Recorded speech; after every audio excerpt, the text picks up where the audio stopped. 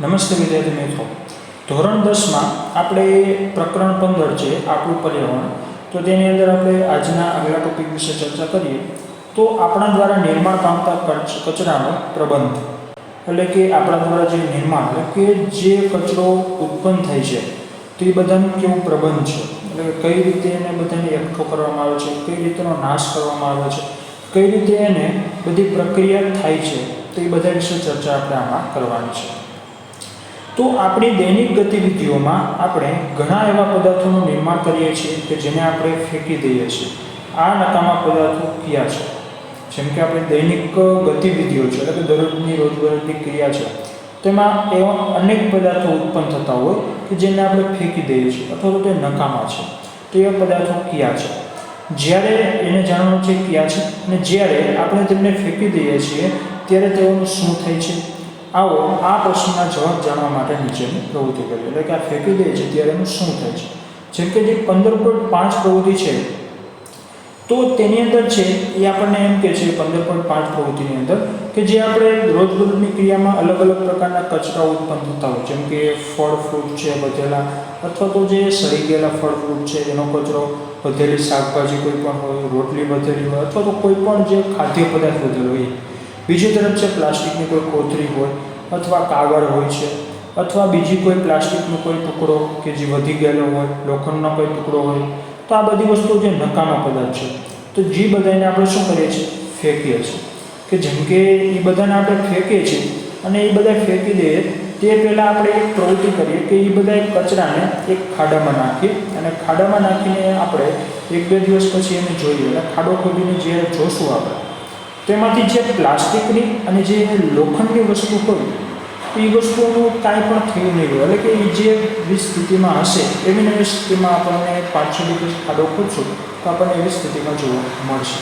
જેમ કે ફળ ફ્રૂટનો કચરો હશે તેનું શું થઈ ગયું હશે? વિઘટન થઈ ગયું હશે, કે સૂક્ષ્મજીવો દ્વારા એનું વિઘટન થઈ ગયું હશે. તો આવી રીતના કચરાના 2 પાર્ટ પડે છે, 2 ભાગ પડે છે. એક તો છે જેવ વિઘટન, એટલે કે જેનો નાશ થઈ જાય છે એવો કચરો. બીજો છે જેવ અવિઘટનીય કચરો, કે જેનો ક્યારેય નાશ થતો નથી.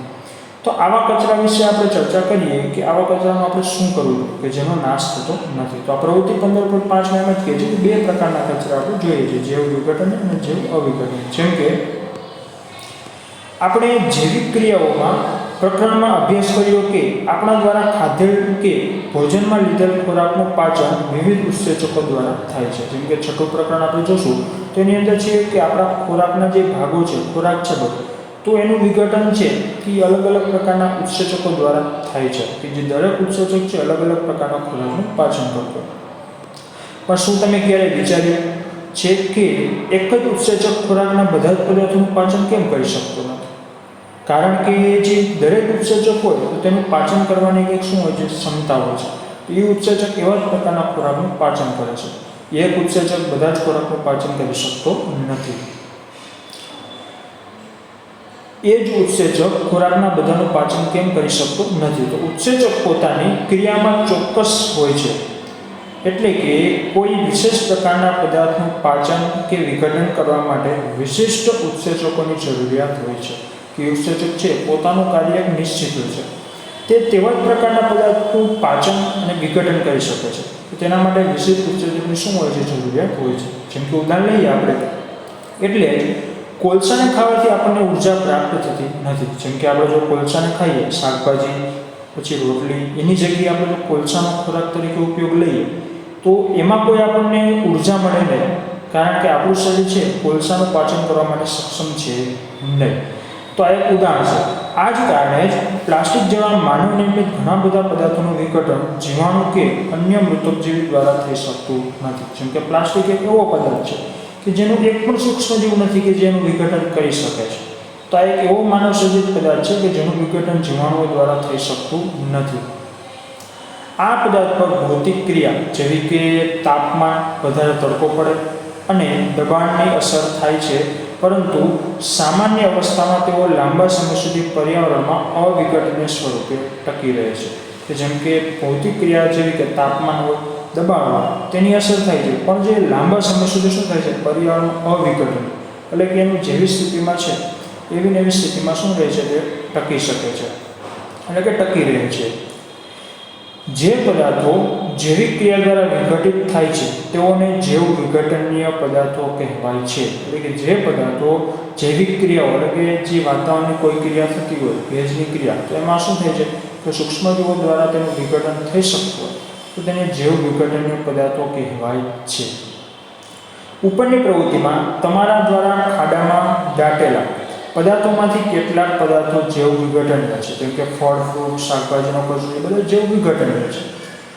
જે પદાર્થો, હવે જૈવ અવિઘટનીય વિશે જોઈએ તો જે પદાર્થો જૈવિક ક્રિયામાં વિઘટન પામતા નથી તેવા પદાર્થોને જૈવ અવિઘટનીય પદાર્થો કહેવાય છે. કે જેમ કે પ્લાસ્ટિક, તો પ્લાસ્ટિક એક જૈવ અવિઘટનીય પદાર્થ છે કે જેનું કોઈ પણ ક્રિયામાં તેનું વિઘટન શક્ય છે નહીં, કે જે અવિઘટનીય કચરો છે. આ પદાર્થો સામાન્યતઃ અવિઘટનીય હોવાથી અને આ દરમિયાન અને આ લાંબા સમય સુધી પર્યાવરણમાં ટકી શકે છે અને આ દરમિયાન પર્યાવરણના અન્ય સભ્યોને પણ નુકસાન પહોંચાડે છે. કે જે આ વિઘટનીય કચરો છે, જે પ્લાસ્ટિકની થેલી હોય, પ્લાસ્ટિક હોય, જે લાંબા સમય સુધી પર્યાવરણમાં ટકી રહે છે, એટલા માટે તે અન્ય સભ્યોને, પર્યાવરણના વાતાવરણ છે, જમીન છે, તો અન્ય સભ્યોને પણ શું કરે છે, દૂષિત કરે છે, એટલે કે નુકસાન પહોંચાડે છે. જેમ કે તમે પ્રવૃત્તિ 15.6 જુઓ તો એમાં પહેલો પોઈન્ટ કહે છે કે પુસ્તકાલય અથવા ઇન્ટરનેટ દ્વારા જૈવ વિઘટનીય તેમજ જૈવ અવિઘટનીય પદાર્થના વિષયમાં વધારે જાણકારી મેળવો. જેમ કે તમે નેટમાં સર્ચ મારો તો એમાંથી તમને જૈવ વિઘટનીય અને જૈવ અવિઘટનીય કચરા વિશે તમને અનેક જાણકારી મળે. જેમ કે પ્લાસ્ટિક છે, જૈવ અવિઘટનીય કહે છે, ફળ, ફ્રૂટ, શાકભાજી જે બધા છે જૈવ વિઘટનીય છે. જૈવ અવિઘટનીય પદાર્થો કેટલાય સમય સુધી પર્યાવરણમાં એ જ સ્વરૂપે રહી શકે છે. જેમ કે તમે કોઈ પ્લાસ્ટિકની થેલીને દાટી દો તો ઘણા સમય સુધી શું થાય છે, એવી નવી સ્થિતિમાં તે એને ખાડામાં આપણને જોવા મળે છે અથવા તો એવી સ્થિતિમાં એ રહે છે, એમાં કંઈ પણ જાતની અસર થતી નથી. આજકાલ જૈવ વિઘટનીય પ્લાસ્ટિક મળી રહે છે. આ પદાર્થોના વિષયમાં હજુ પણ વધારે જાણકારી મેળવો અને શોધી કાઢો કે શું તેની પર્યાવરણ પર નુકસાનકારક અસર થાય છે કે નહીં. જેમ કે જૈવ વિઘટનીય પ્લાસ્ટિક કે જેનું વિઘટન થઈ શકતું હોય તેવું પ્લાસ્ટિક પણ મળી રહે છે, પણ એ પણ એક રીતે તો પર્યાવરણને શું કરતું હોય, નુકસાન તો પહોંચાડતું હોઈએ છે. તો આ બધી ક્રિયા છે કે જે જૈવ અવિઘટનીય અને જૈવ વિઘટનીય કચરા વિશે જોયું. હજી પણ આગળ એને વિસ્તારમાં ચર્ચા કરીએ તો કોઈપણ શહેર તેમજ કસ્બામાં જતા ચારે તરફ કચરાનો ઢગલો જોવા મળે છે. જેમ કે તમે કોઈ શહેરનું જે કચરા બધું એકઠો થતો અહીંયા જુઓ તમને તો ચારે તરફ તમને કચરો જોવા મળે કે જે શહેરનો બધો જ કચરો એક જગ્યાએ જમા થતો હોય છે. કોઈ પર્યટન સ્થળની મુલાકાત લઈએ તો આપણને વિશ્વાસ છે કે ત્યાં પણ વિપુલ પ્રમાણમાં ખાદ્ય પદાર્થોની ખાલી થેલીઓ અહીં ત્યાં ફેલાયેલી કે વિખરાયેલી જોવા મળશે. જેમ કે તમે કોઈ સ્થળે જાઓ ફરવા, પર્યટન સ્થળે, ત્યાં પણ આપણે જ ક્યારેક કેટલી વાર એવું કરતા હોઈએ છીએ કે કોઈ ખાણીપીણીની જે થેલી છે તેને આપણે જ્યાં ત્યાં ફેંકતા હોઈએ છીએ, કે એ બધી કોથળીઓ છે, જે બધી પ્લાસ્ટિકની બેગ જે આપણને જ્યાં ત્યાં રસ્તા ઉપર પડેલી જોવા મળતી જોઈએ છે. અગાઉના ધોરણમાં આપણે આપણા દ્વારા ઉત્પન્ન થતા આ કચરાના નિકાલ કરવાના ઉપાયો વિશે ચર્ચા કરી હતી. આવો આ સમસ્યા પર વધારે ગંભીરતાથી ધ્યાન આપ્યું. જેમ કે 8મા ધોરણમાં પણ અને 9મા ધોરણમાં પણ જે આપણે કચરા વિશેની વધારેમાં વધારે માહિતી મેળવી છે, જે એનો નાશ માટે એનું જે રિફાઇન કરીને એટલે કે બીજી વાર એનો ઉપયોગમાં કઈ રીતે લાવી શકાય, જે બધી ચર્ચાઓ આપણે કરી ગયા છીએ. પણ હજી પણ વિસ્તારથી ચર્ચા કરીએ કચરા વિશે તો જે પ્રવૃત્તિ 15.7માં જોઈએ આપણે તો જાણકારી મેળવો કે ઘરોમાંથી ઉત્પન્ન થતા કચરાનું શું થાય છે. જેમ કે ઘરમાંથી ઉત્પન્ન થતો કચરો છે જે આપણે કોઈ ડસ્ટબિનમાં નાખતા હોઈએ છીએ, પછી જે આગળ તરફ શું થાય કે ડસ્ટબિનવાળો છે એ નગરપાલિકા અથવા તો કોઈ જે કચરાને બધો એકઠો કરીને એક જગ્યાએ જમા થતો હોય છે. શું કોઈ સ્થાન પરથી તેને એકઠો કરવા માટેની કોઈ વ્યવસ્થા છે? તો આપણે કહીશું હા, કારણ કે સિટીમાં જે કચરાને બધું ભેગું કરીને એક જગ્યાએ શું કરવામાં આવે છે, તેને એકઠો કરવામાં આવે છે. જાણકારી મેળવો કે સ્થાનિય વ્યવસ્થાપકો પંચાયતમાં હોય, ગામડામાં હોય તો પંચાયત, નગરપાલિકા, આવાસ કલ્યાણ સમિતિ દ્વારા આ કચરાનો નિકાલ માટે કોઈ પ્રકારની વ્યવસ્થા થાય છે. શું ત્યાં જૈવ વિઘટનીય અને જૈવ અવિઘટનીય કચરાને અલગ અલગ કરવાની વ્યવસ્થા છે? જેમ કે આ એક નિયમ છે કે જે અલગ અલગ કચરો શું કરવામાં નાખવામાં આવે, જૈવ વિઘટન જેમ કે તમે શાકભાજી છે, કાગળ છે, અથવા તો કોઈ એવી વસ્તુ જેનું વિઘટન થઈ શકતું એ એક તરફ અને જે વિઘટન ન થઈ શકતું તેને બીજી તરફ, આ રીતે તેને એકઠો કરવામાં આવે છે કે જેથી તેનો સરળતાથી નિકાલ કરી શકે. ગણતરી કરો કે એક દિવસમાં ઘરમાંથી કેટલો કચરો ઉત્પન્ન થાય છે, તેમાંથી કેટલો કચરો જૈવ વિઘટનીય છે, અને ગણતરી કરો કે વર્ગમાં પ્રતિદિન કેટલો કચરો ઉત્પન્ન થાય છે અને તેમાંથી કેટલો કચરો જૈવ વિઘટનીય છે. આ કચરાના નિકાલ માટે કોઈ ઉપાય બતાવો. જેમ કે તમે વિચાર કરો તો ઘરમાંથી કેટલો કચરો ઉત્પન્ન થતો હોય, વધારેમાં વધારે ઘરમાંથી ઉત્પન્ન થતો હોય, પછી જેમાં કેટલો કચરો વિઘટનીય છે એટલે કે જેનો સરળતાથી નાશ થઈ શકે, જે કાંઈ પર્યાવરણને નુકસાન પહોંચાડતું નથી, પણ જે અવિઘટનીય છે, પ્લાસ્ટિક છે, જે શું કરે છે, પર્યાવરણને નુકસાન પહોંચાડે. પછી વર્ગમાં તમે જુઓ એમાં પણ કેટલો કચરો ઉત્પન્ન થતો હોય, જેમાંથી કેટલો જૈવ વિઘટનીય છે, એ બધાની ચર્ચા કરીએ આપણે તો એમાં જૈવ વિઘટનીય કચરો પણ એટલો હોય છે અને જૈવ અવિઘટનીય કચરાની માત્રા પણ શું હોય છે, વધારે આપણને જોવા મળે છે, કે જે એક રીતે જૈવ અવિઘટનીય નુકસાન કરે છે. જાણકારી મેળવો કે તમારા વિસ્તારમાં સુએજ ટ્રીટમેન્ટની કોઈ વ્યવસ્થા છે. શું ત્યાં એ બાબતની વ્યવસ્થા છે કે સ્થાનિય જળાશય તેમજ જળના અન્ય સ્ત્રોત ટ્રીટમેન્ટ વગરના સુએજની અસર અનુભવે છે. જેમ કે કોઈ ગટર હોય તો ગટર છે જેની અંદર કચરો જમા થઈ ગયો હોય કે જે ઉભરાઈ જતી હોય, તો આવી બધી સમસ્યાઓ છે નાના સિટીમાં અથવા તો મોટા સિટીમાં પણ કેટલીક જગ્યાએ જોવા મળતી હોય છે, કે જેમાં શું થતું હોય કે આવા જેવ અવિઘટનીય કચરો છે એ શું થાય છે કે પ્લાસ્ટિકની થેલી, પ્લાસ્ટિક જે બધું શું થાય ફસાઈ જાય, અને આવી બધા અનુભવો આપણને થતા હોય છે કે ગટર ઉભરાય છે, જેવી બધી ક્રિયાઓ આપણે જોતા જ હોઈએ છીએ. શું ત્યાં આ બાબતનો પ્રબંધ છે કે જેનાથી સુનિશ્ચિત થઈ શકે કે આ પદાર્થો ભૂમિ અને પાણીને પ્રદૂષિત કરતા નથી? જેમ કે એવી કોઈ વ્યવસ્થા હોવી જોઈએ ગળણી ટાઈપની કે જે એ બધા કચરાને એક તરફ રાખી શકે, કે જેથી તે પાણીને પ્રદૂષિત કરે નહીં, કે એવી સુવિધા શું કરવી જોઈએ, હોવી જોઈએ કે જેથી પાણી પણ પ્રદૂષિત થાય નહીં. આપણી જીવનશૈલીમાં સુધારણાની સાથે ઉત્પાદિત કચરાની માત્રા પણ ખૂબ જ વધારે વધી ગઈ છે. એટલે કે જીવનશૈલીમાં જેમ જેમ વધારો થયો છે એમ એમ ઉત્પાદિત કચરાની માત્રા છે એ પણ શું થઈ છે, ખૂબ જ વધી ગઈ છે. આપણી વર્તણૂકમાં પરિવર્તન પણ એક મહત્ત્વની ભૂમિકા ભજવે છે, કે આપણી જે જીવન છે તેમાં ઘણા બધા પરિવર્તન આવતા હોય છે, અને એની સાથે સાથે કચરામાં પણ શું થાય છે, વધારેમાં વધારે ઉત્પાદન એટલે કે એનું કચરાનું છે વધારેમાં વધારે આપણે જોઈએ છીએ કે વધારેમાં વધારે કચરો ઉત્પન્ન થાય છે. આપણે એક વખત વાપરીને ફેંકી દેવાય તેવી વસ્તુઓનો વધારે ઉપયોગ કરવા લાગ્યા છે. જેમ કે પ્લાસ્ટિકની થેલી જે એકવાર વાપરી લે પછી આપણે શું કરીએ, તેને ફેંકી દઈએ છીએ. પેકેજિંગની પદ્ધતિઓમાં પરિવર્તન આવવાથી જૈવ અવિઘટનીય સ્વરૂપની વસ્તુઓ કચરામાં ઘણો વધારો છે, કે પેકેજિંગની જે સુવિધા આવવા માંડે કે પહેલાં છે કોઈ પણ વસ્તુ લેવા જઈએ તો આપણને થેલીમાં આપતા કે જે ઘરેથી કોઈ વસ્તુ લઈ જાય એમાં, પણ અત્યારે છે જેને આખા પેકિંગ જ આવી જાય. જેમ કે કોઈ પણ વસ્તુ લઈએ આપણે તો એ પેકિંગમાં મળે છે, કે જેને કારણે પ્લાસ્ટિકની વસ્તુ જૈવ અવિઘટનીય કચરાની વસ્તુ છે, જૈવ અવિઘટનનો કચરો છે જેનો પ્રમાણ શું છે ખૂબ જ વધારો થયો છે. તમારા વિચારથી આ બધા જ ઘટકોનો પર્યાવરણ પર શું અસર થઈ શકે? જેમ કે આ બધા જ ઘટકો છે જે પર્યાવરણનું વાયુ પ્રદૂષણ છે, હવા પ્રદૂષણ છે, પછી જે જમીન પ્રદૂષણ છે, જે બધાને શું કરે છે, પ્રેરે છે, અને તેમાં બહુ વધારે માત્રામાં શું થાય છે, વધારો થાય છે.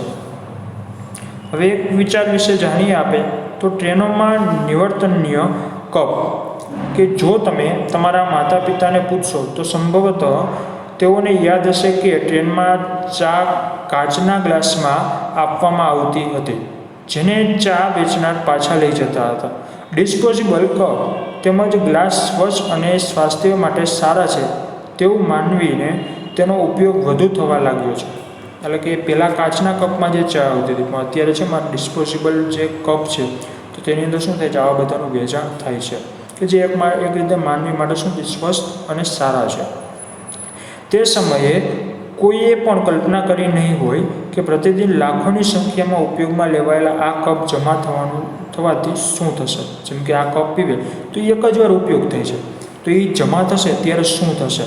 જેમ કે કેટલાક સમય પહેલાં માટીના બનાવેલા કુલડીને તેના વિકલ્પ સ્વરૂપે લાવવામાં આવ્યા હતા, પરંતુ તેના પર વિચાર ન કર્યો કે આટલી મોટી સંખ્યામાં કુલડી બનાવવા માટે કેટલી ફળદ્રુપ માટીનો ઉપયોગ થશે. જેમ કે કુલડી એટલે કે માટીના કપ જે છે એની બનાવટ કરવામાં આવે, પણ એ પણ એટલું બધું સક્સેસ ન ગયું, કારણ કે એના માટે એને ઘણા બધા માટીના શું બનાવવા પડતા હતા, કપની બનાવટ કરવી પડતી હતી. તો આ પણ છે વધારે માટીની શું છે ફળદ્રુપ માટીને એમાં ઉપયોગ થતો હતો, એટલા માટે આ પણ એટલો બધો સક્સેસ ગયું નહીં. હવે કાગળના ડિસ્પોઝેબલ કપનો વપરાશ થઈ રહ્યો છે. તમારા વિચારના આધારે ડિસ્પોઝેબલ કપની તુલનામાં કાગળના ડિસ્પોઝેબલ કપનો વપરાશ શું લાભદાયક છે? તો આપણે કહીશું આ, કેમ કે જે ડિસ્પોઝેબલ કપ છે કાગળના ડિસ્પોઝેબલ કપ, તો પ્લાસ્ટિકનો કપ હોય છે તેના કરતાં શું છે તેનું વેચાણ અને તેનું જે વપરાશ છે એ એક રીતે શું છે ફાયદાકારક છે, કારણ કે તે સ્વસ્થ અને સારા છે અને તેનું વિઘટન પણ સારી રીતે થઈ શકે છે. તો આ એક છે કે જાણવા જેવી બાબત છે કે જે આના વિશે વિચાર કરવાનો છે આપણે, કે આવી બધી વસ્તુઓ કે જે આપણે પ્લાસ્ટિકની વસ્તુઓ છે તેનો ઉપયોગ ઓછો કરીને આવા જે કપ જે વાત કરીએ આપણે કાગળના કપ જે ડિસ્પોઝેબલ વસ્તુ છે એ બધી વસ્તુઓનો ઉપયોગમાં શું કરવો જોઈએ વધારો કરવો જોઈએ, પ્લાસ્ટિકની વસ્તુનો ઉપયોગ ઓછો કરવો જોઈએ. હવે પાઠની જે લાસ્ટ પ્રવૃત્તિ છે અને લાસ્ટ કહી શકાય આપણે, તો 15.9માં જોઈએ આપણે તો ઇન્ટરનેટ અથવા પુસ્તકાલયની મદદથી જાણકારી મેળવો કે ઇલેક્ટ્રોનિક વસ્તુઓને નિકાલ કરતા સમયે કઈ ખતરનાક વસ્તુઓથી સાવધાની રાખવી જોઈએ. આ પદાર્થ પર્યાવરણને કઈ રીતે અસર પહોંચાડે છે. જાણકારી મેળવો કે પ્લાસ્ટિકનું પુનઃચક્રીકરણ કઈ રીતે થાય છે. શું પ્લાસ્ટિકના પુનઃચક્રીકરણથી પર્યાવરણને કોઈ નુકસાન થઈ શકે છે. જેમ કે આપણે જોઈએ તો ઇલેક્ટ્રિશિયન છે, ઇલેક્ટ્રોનિક વસ્તુઓમાં નિકાલમાં જે પ્લાસ્ટિક એમાં પણ ઉપયોગ થતું હોય છે અને જેના પુનઃચક્રીકરણની વાત કરીએ આપણે તો એકવાર ઉપયોગ થયેલું પ્લાસ્ટિકનો જ્યારે બીજી વાર ઉપયોગ કરી શકાય છે, પણ એ ઉપયોગ કરવા માટે જેમાંથી એક વાયુ પ્રદૂષણનું કારણ બની શકે છે, કારણ કે તેને જ્યારે સળગાવીને પીગળાવવામાં આવે છે તો એમાં ઝેરી વાયુ શું થાય છે ઉત્પન્ન થાય છે, જે એક રીતે વાયુનું પ્રદૂષણને પ્રેરે છે. તો આ રીતે પુનઃચક્રીકરણમાં પણ તેનું નુકસાન તો થાય જ છે, પણ જે પુનઃચક્રીકરણમાં છે પ્લાસ્ટિકનો આપણે બીજી વાર ઉપયોગ કરી શકીએ છીએ. તો એક રીતે ફાયદાકારક અને એક રીતે છે જે વાયુનું પ્રદૂષણને પણ શું કરે છે તે પ્રેરે છે. તો અહીંયા 15મો પાઠ છે જે પૂર્ણ થાય છે. આગલા વિડીયોમાં આપણે નેક્સ્ટ પાઠ વિશે ચર્ચા કરીશું.